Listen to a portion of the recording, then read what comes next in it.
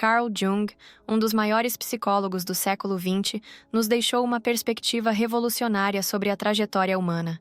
Para ele, os primeiros anos de vida são apenas um prelúdio, um processo de aprendizado que prepara o terreno para a verdadeira jornada. Ele afirmou: "A vida começa aos 40. Antes disso, você está apenas coletando dados." Essa visão desafia diretamente a ideia convencional de envelhecimento.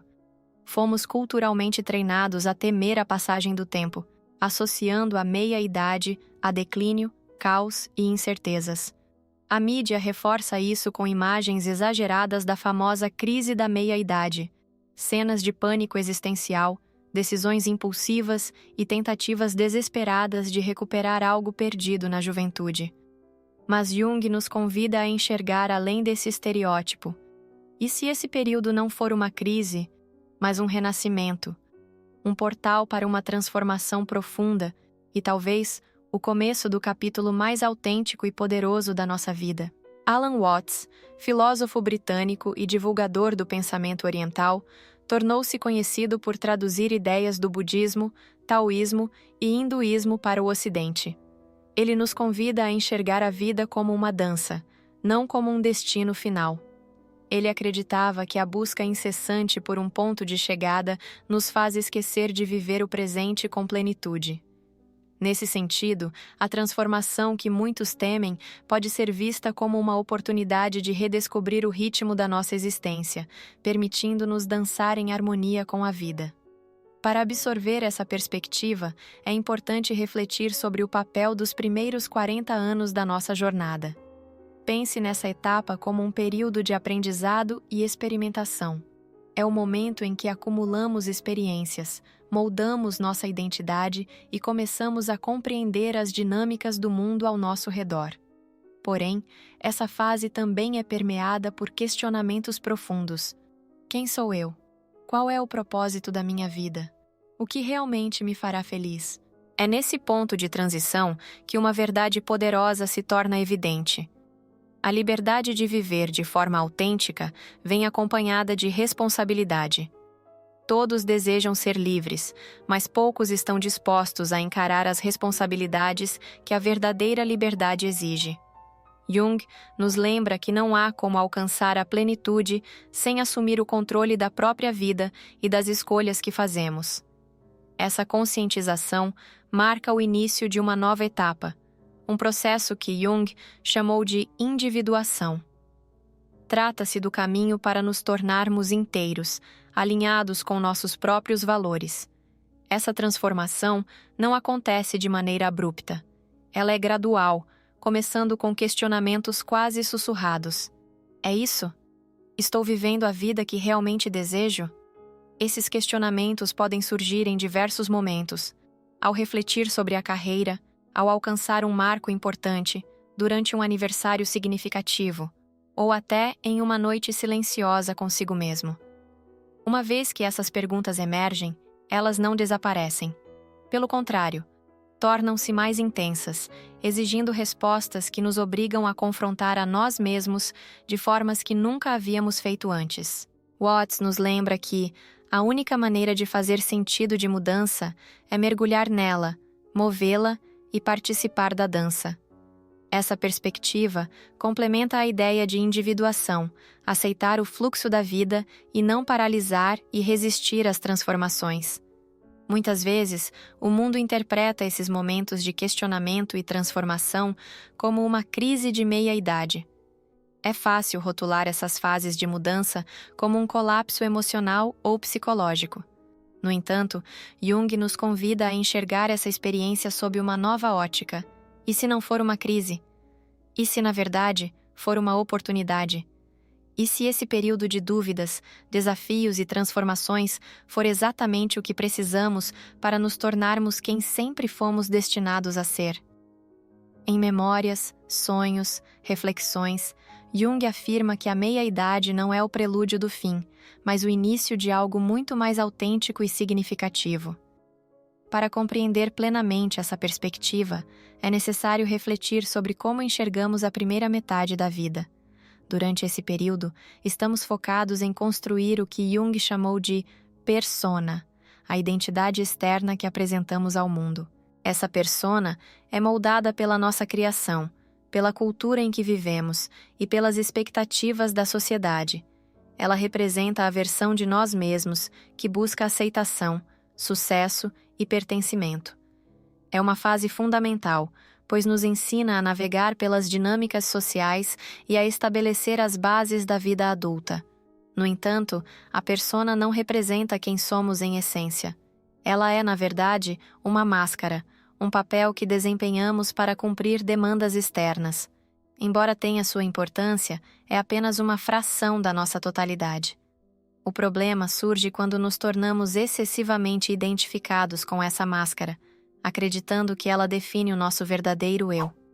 Ao chegar na meia-idade, começam a surgir rachaduras nessa estrutura cuidadosamente construída.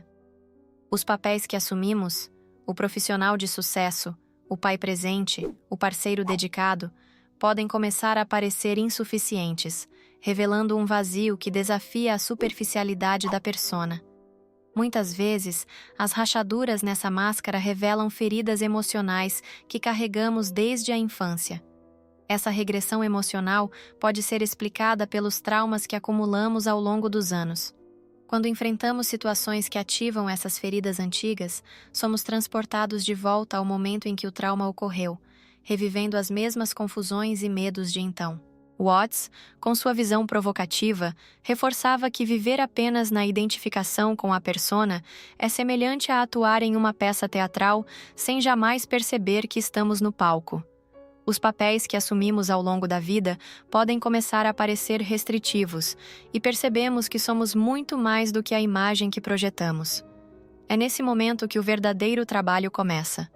Jung chamou o processo de ultrapassar a persona de individuação.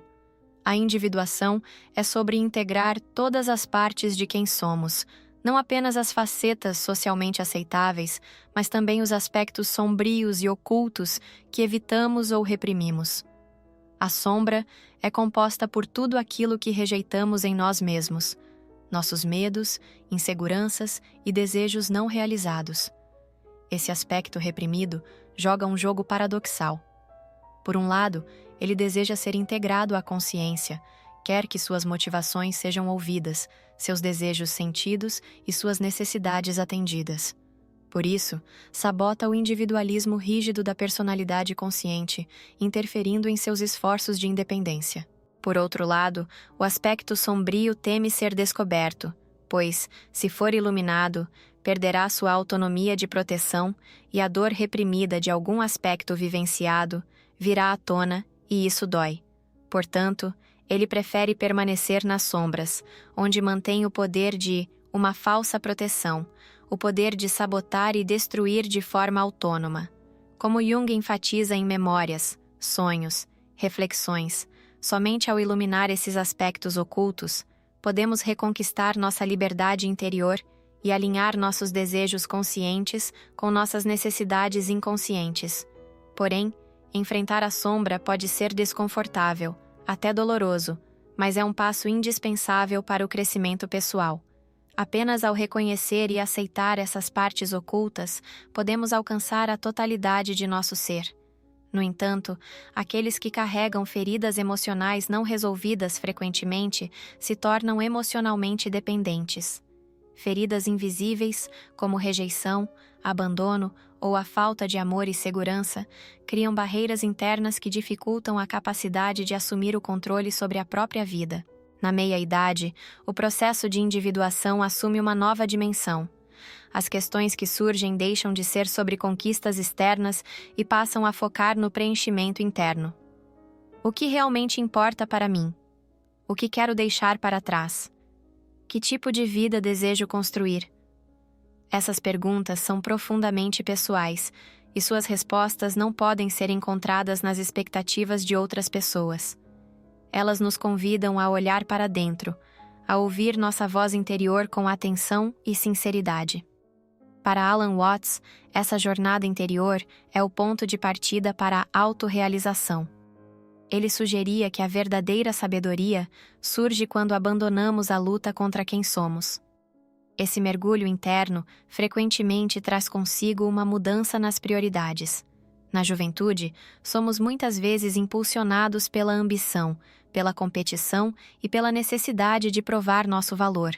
Já na meia-idade, começamos a buscar algo diferente, conexões mais profundas e um sentido maior para a vida.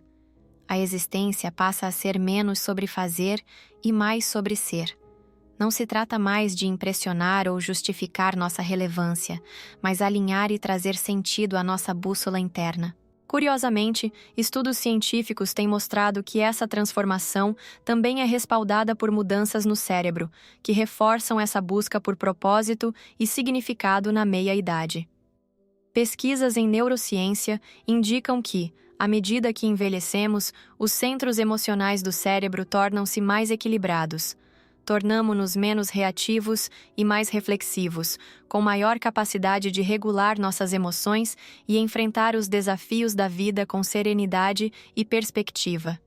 Essa maturidade emocional nos permite tomar decisões guiadas por nossos valores, em vez de sermos conduzidos pelos medos. Deixamos de operar no piloto automático e começamos a viver com intenção e propósito. Alan Watts frequentemente destacava que esse equilíbrio é uma oportunidade de enxergar a vida com mais clareza. Ele dizia que o significado não está no futuro, mas em viver plenamente o presente. Essa maturidade emocional nos convida a abandonar ansiedades externas e focar no que verdadeiramente importa. Isso não significa que a meia-idade seja livre de dificuldades. Pelo contrário, pode ser um período marcado por grandes turbulências. O processo de questionar e redefinir quem somos frequentemente exige que deixemos para trás antigas identidades, relacionamentos e metas. Esse desprendimento pode ser percebido como uma perda, o que explica por que muitas pessoas interpretam essa fase como uma crise. No entanto, como destaca Mira Prieno S. Sharon, a chamada crise de meia-idade pode ser entendida como um processo de desmantelamento. É uma oportunidade para abandonar as ilusões sobre quem pensamos que deveríamos ser e, em vez disso, nos reconectarmos com nossa alma. Embora esse processo possa ser desafiador e envolver conversas difíceis, mudanças significativas e períodos de incerteza, ele também representa um momento de profundo crescimento e transformação. Mira I.S. Sharon, psicóloga junguiana renomada, afirma que a busca por sentido é uma das forças mais poderosas da existência humana. Na meia-idade, essa busca ganha uma intensidade única. Deixamos de nos contentar em seguir roteiros impostos por expectativas externas e passamos a desejar uma vida que ressoe com autenticidade e significado, mesmo que isso nos leve a caminhos diferentes do que antes imaginávamos. Esse caminho, no entanto, exige coragem para enfrentar os medos que muitas vezes nos mantiveram estagnados. O medo do julgamento, o medo do fracasso e o medo do desconhecido. Embora essas emoções possam ser avassaladoras, enfrentá-las é o que nos permite avançar rumo a uma vida mais alinhada com quem realmente somos. A meia-idade nos oferece uma oportunidade única para enfrentar nossos medos e limitações de forma direta. É um momento para reescrever a narrativa de nossas vidas, abandonar aquilo que já não nos serve e abraçar o que realmente importa. Alan Watts, renomado filósofo e estudioso da espiritualidade, nos lembra que a verdadeira transformação ocorre quando abandonamos a ilusão do controle e nos permitimos fluir com a vida. Ele nos convida a enxergar que o significado não está em uma busca incessante por conquistas externas, mas na experiência plena do presente e na aceitação à melhor versão de nós mesmos. Watts acreditava que a liberdade surge quando deixamos de lutar contra a corrente e aprendemos a fluir com a vida. Ele dizia: "Você não é algo separado do universo, você é o universo experimentando a si mesmo." Esse entendimento nos ajuda a enxergar a meia-idade como farol, iluminando o retorno da casa interior. Na meia-idade, a autorrealização adquire um significado mais profundo. Já não se trata de conquistar sucesso externo, mas de encontrar preenchimento interno. É sobre viver de forma autêntica, alinhada com o que dá sentido à nossa existência. Embora esse caminho não seja fácil, ele é profundamente transformador. Estudos revelam que pessoas na faixa dos 40 e 50 anos, e até além, frequentemente relatam níveis mais elevados de satisfação com a vida em comparação às pessoas mais jovens, na casa dos 20 e 30 anos. Elas se sentem mais conectadas consigo mesmas e com os outros, menos preocupadas com a opinião alheia e mais focadas no que lhes traz alegria e propósito. Esse é o grande presente da meia-idade. A liberdade de viver nos próprios termos. Para Jung, essa liberdade nasce da aceitação integral de quem somos, em toda a nossa complexidade. É o processo de integrar luz e escuridão, sucessos e fracassos, sonhos e desilusões.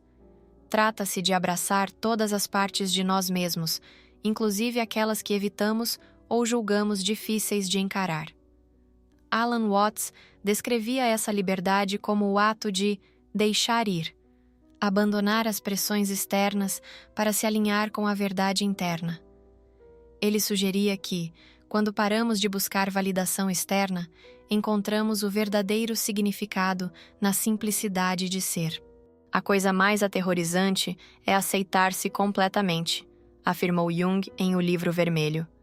Mas também é a mais libertadora. A meia-idade não é um momento para lamentar o que perdemos, mas para celebrar o que ganhamos: sabedoria, clareza e resiliência. Onde se quebra os véus das ilusões, gerando uma existência que se sinta genuína e completa. Como disse Viktor Frankl, entre o estímulo e a resposta, há um espaço.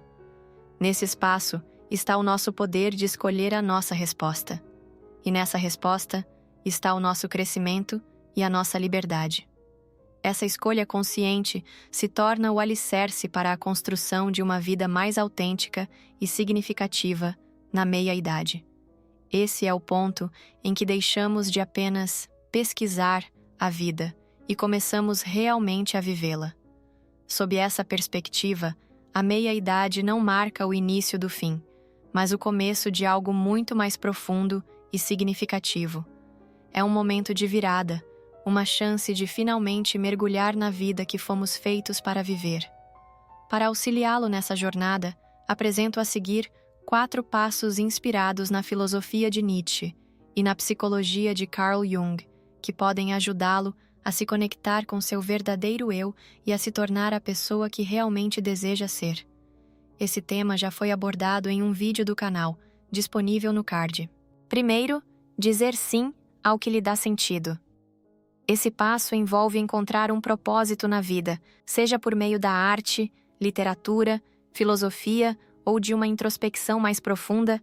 É necessário abraçar tanto os aspectos luminosos quanto os sombrios de si mesmo, transformando-os em fontes de força e crescimento. Segundo, tornar-se um Übermensch, ou criar seus próprios valores. Nietzsche nos convida a não depender de valores externos, mas a criar e viver de acordo com os nossos próprios valores. Jung complementa, sugerindo que precisamos desenterrar e integrar os valores já presentes em nosso sentir. Isso exige coragem para abandonar identidades superficiais. Terceiro, amar a vida incondicionalmente.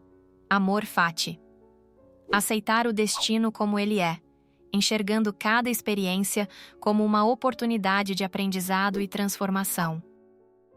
Jung nos lembra que abraçar todos os aspectos da personalidade, inclusive os considerados negativos, é essencial para alcançar a plenitude. Quarto, romper com as correntes da conformidade e descobrir seu gênio interior. Esse passo consiste em identificar e superar as limitações impostas pelas normas sociais e pelas crenças que internalizamos ao longo da vida. Essa jornada exige introspecção, reflexão e, em alguns casos, a coragem de se afastar de ambientes que não respeitam ou valorizam nossas novas atitudes e escolhas.